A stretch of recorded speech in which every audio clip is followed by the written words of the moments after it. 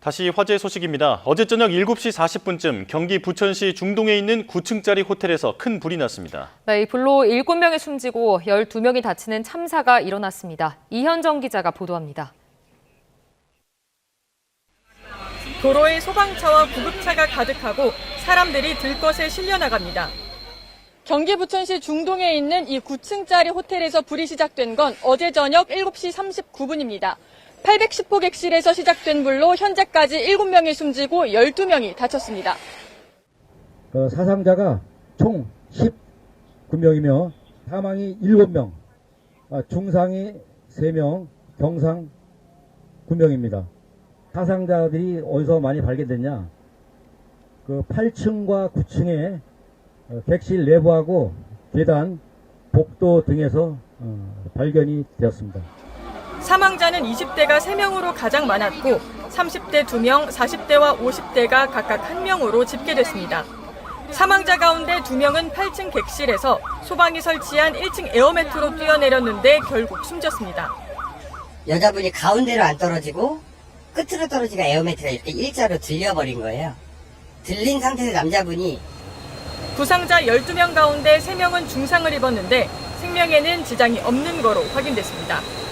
불은 아래층으로까지 번지진 않았지만 연기가 순식간에 호텔 안을 가득 채워 피해가 컸던 거로 추정됩니다. 8점층이 8층으로 추정되다 보니까 거기서 좀 연기가 많이 확산되지 않았나 이렇게 생각합니다. 사상자들은 순천향병원과 부천 성모병원, 인천 성모병원, 길병원, 다니엘병원, 이대 목동병원 등 6곳에 분산 이송됐습니다. 불이 난 호텔엔 64개 객실이 있었는데 소방은 CCTV를 토대로 사고 당시 23명이 묵고 있던 거로 파악했습니다.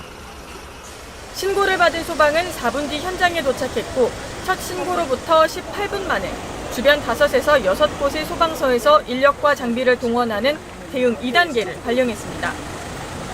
지휘차와 펌프차 등 차량 70여 대와 소방관 등 160여 명을 현장에 투입한 소방은 2시간 40여 분 만인 밤 10시 26분에 불을 완전히 껐습니다. YTN 이현정입니다. 이번 부천 호텔 화재와 관련해 안타까운 점 중 하나는 바로 에어매트 구조 과정에서 인명피해가 발생했다는 점입니다. 네, 투숙객 2명이 8층 높이에서 낙하한 것으로 전해졌는데 현장을 직접 목격한 시민들은 당시 상황을 이렇게 설명했습니다. 직접 들어보시죠. 처음 왔을 때 소방차가 한 5대가 안 됐고요. 연기만 나고 있어서 연기가 너무 나니까 저 8층 창문에서 남자분 한 분이 살려주세요 807호예요 살려주세요 807호래요 라고 했는데 소방분들은 위에도 안 쳐다보고 갑자기 이제 한 5분 정도 있다가 에어매트를 피더라고요. 근데 연기가 점점 더 심해지니까 남자분이 여자분을 이제 데리고 나와서 에어매트가 어느 정도 펴진 걸 보고 미셨어요.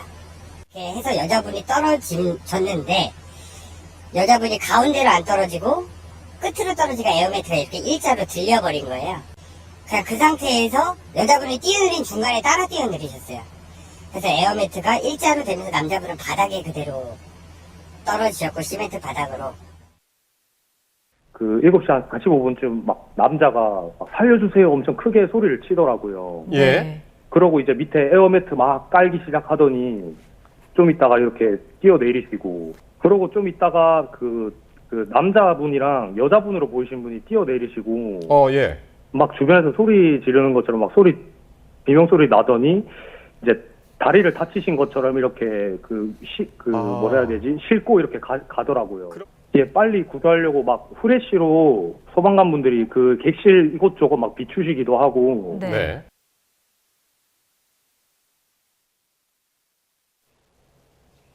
네, 이번엔 전문가와 조금 더 짚어보겠습니다. 이번 부천 호텔 화재가 대형 인명피해로 이어진 원인에 대해 오늘 오전 합동 감식도 이뤄질 예정인데요. 네, 오늘 소방화재 전문가 전화 연결해서 짚어보겠습니다. 이영주 경일대 소방방재학부 교수와 이야기 나눠보겠습니다. 교수님 나와 계시죠?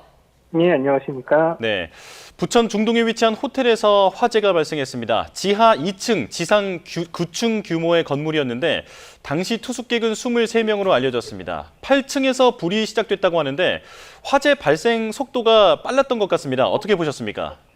네, 일단 화재가 발생한 층, 8층에서의 이제 재실자분들께서 대피를 하지 못하는 상황이었다고 본다 그러면 예. 사실은 화재를 인지해서 대피하려고 했을 때 이미 복도라든지 이런 부분에 연기가 상당 부분 차 있던 상황, 또 화재가 굉장히 좀 커져 있는 상황이었을 것으로 예상이 되거든요. 그래서 이거는 화재가 굉장히 빠르게 확산될 가능성도 있겠습니다만 사실 예. 호텔 내에서 일반적으로는 화재가 급속하게 확산되는 상황들 이런 것들이 또 일반적이지 않거든요.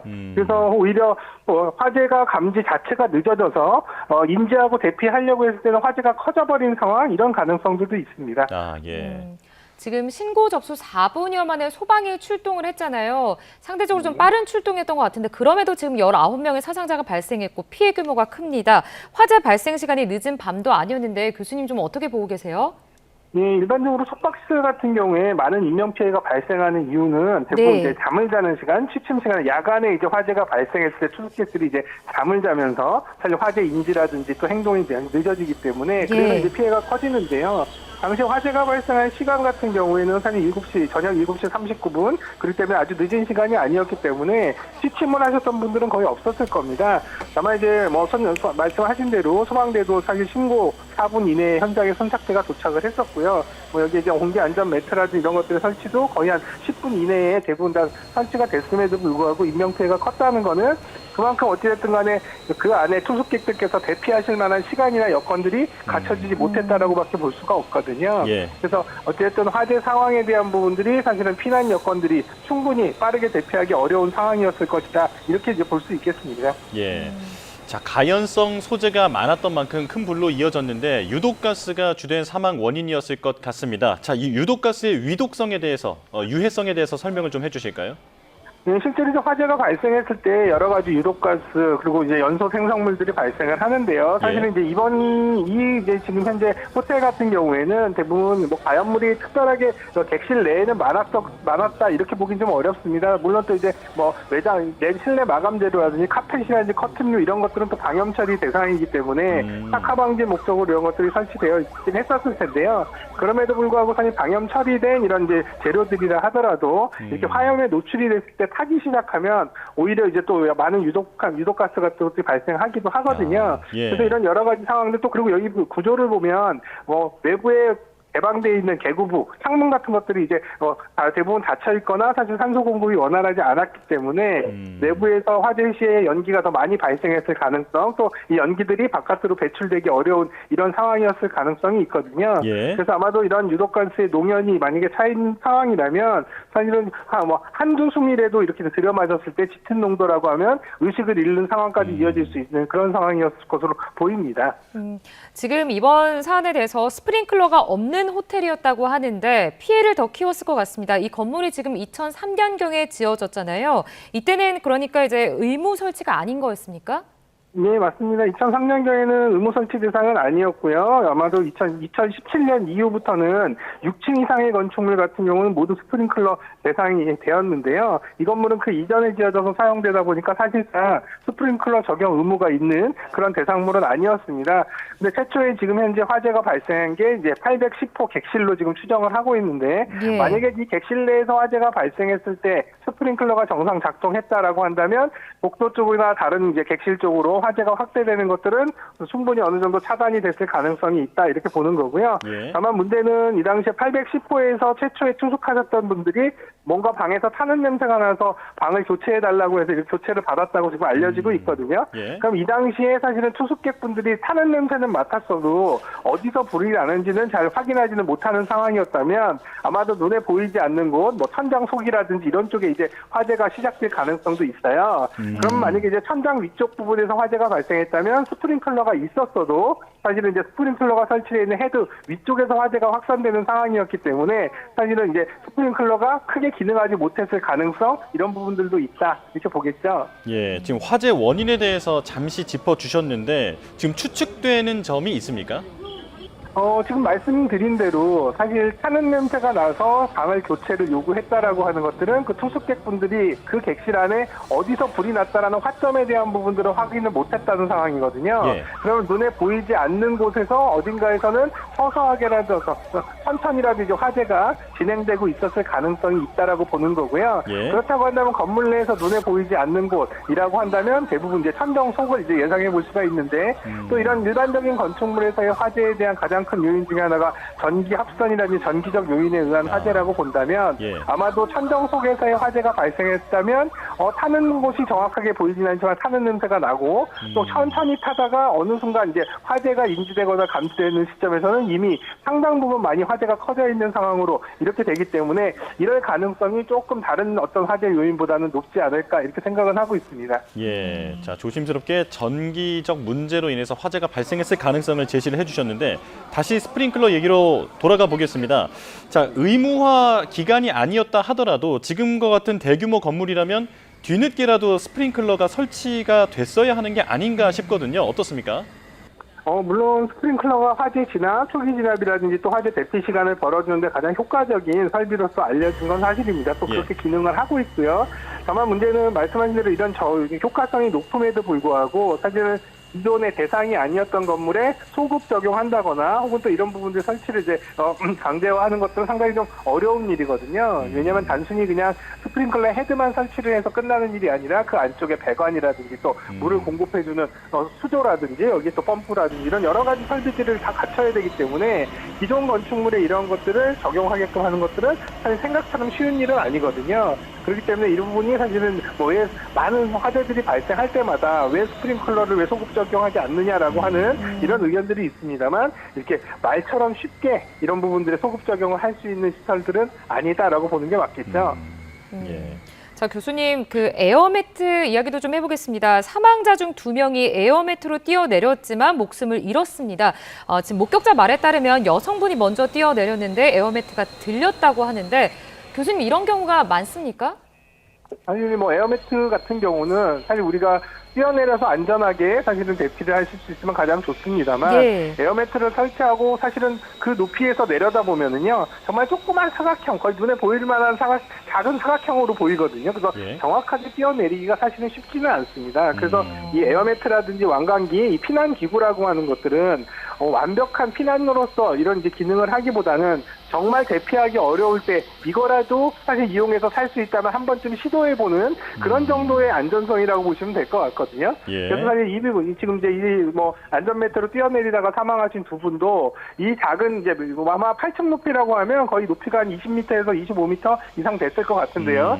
그 높이에서 정확하게 뛰어내리시기 상당히 좀 쉽지 않았을 거다. 그리고 또 이를테면 뛰어내리시는 분들이 사실 4, 5초 간격으로 뛰어내리다 보니까 앞에 분이 뛰어내리면서 에어매트가 약간 들리거나 이렇게 기울어진 상태에서 다른 분이 그런 부분들이 제대로 다 전개되지 않은 상황에서 뛰어내리는 상황에서 위험한 상황이 발생한 게 아닌가 이렇게 생각이 됩니다. 예. 보통 에어매트를 펼치고 구조를 할 때 네. 어떤 식으로 안내를 하게 됩니까? 이쪽으로 뛰어내리라고 어떤 지시를 한다든지 신호를 주면 뛰어내리라고 한다든지 이런 과정이 있습니까?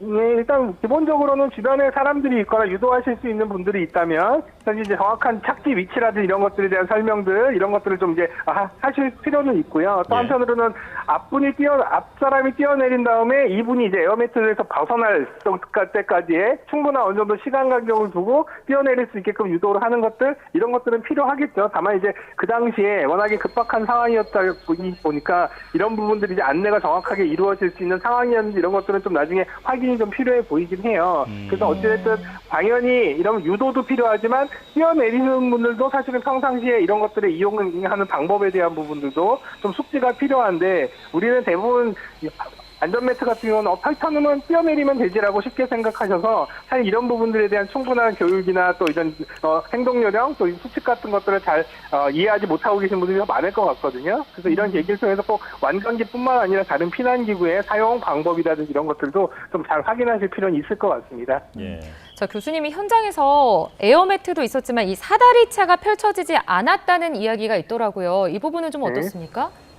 이 부분은 아직 확인된 사항은 아닌 것 같습니다. 네. 어떤 언론에서는 사다리차가 동원됐다라는 부분들도 보도가 되고 있어서 이 부분은 추후에 소방 활동에 관련된 이제 조사 보고 이런 것들을 통해서 확인할 수가 있을 것 같은데요. 다만 이제 사다리차가 출동을 했다 하더라도 예. 뭐 설치할 수 있는 여건이 되는지 또 그리고 사다리차를 전개해서 요구조자를 이제 구해내야 되는 이런 이제 상황이 됐었는지 이런 부분들은 좀 확인이 필요하거든요. 예. 그래서 단순히 사다리차를 왜 안 썼느냐 이 사다리차를 전개했냐 안 했냐가 잘됐다 잘못됐다의 기준이 될 수는 없다 이렇게 보는 게 맞을 것 같습니다. 예.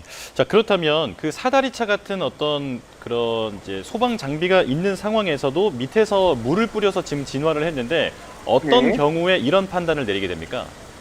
지금 밑에서 물을 뿌렸다는 거는 사실 말씀하신 대로 이 화재가 발생한 층은 8층이잖아요. 예. 그러니까 밑에서 물을 뿌려서 8층의 화재를 진압하려는 적극적인 부분들은 아니었을 겁니다. 왜냐하면 어찌됐든 화재에서 진압이라고 하는 건 내부로 접근해서 화점 부위에 정확하게 진압이 이루어져야 되기 때문에 바깥에서 뿌렸다고 한다면 사실은 그 불난 호텔 양 옆으로 한쪽은 다른 호텔이 있었고 또 반대쪽으로는 사실은 이제 이 근린생활시설이 있었기 때문에 사실 그 주변 이 건물 간의 간격이 매우 좁았어요. 거의 1m 같이 안 되는데 예. 그러다 보니까 주변으로의 확산 방지라든지 혹은 또 바깥으로 그 불난 건물에서 바깥으로 나오는 화염이 상층부나 외벽 쪽으로 이제 확산되지 않게끔 하는 방호 주소의 형태가 아니었을까 생각이 되거든요. 예. 그래서 오히려 이제 불을 끄기 위한 어떤 진압이라든지 직접적인 주소는 대부분 소방관들이 8층까지 올라가서 아마도 이제 불을 진압하는 그런 상황이었을 것이다 이렇게 보는 거죠.